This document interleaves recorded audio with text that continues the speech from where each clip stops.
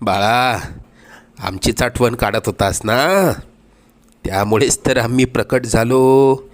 अरे मायबाप मानतोस ना आम्हाला, मग तुला पैशांची गरज असताना सांगायचं ना. कोणापुढेही हात पसरू नकोस. लोक 2-4 हजारांची मदत करतीलही, पण तुझ्या मागे सर्वांना तुझी मजबुरी हसत सांगतील.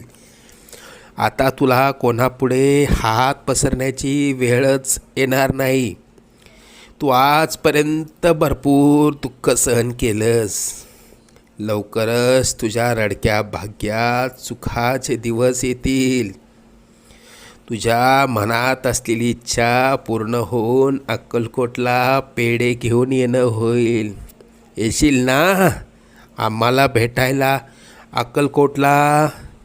सगळं मनात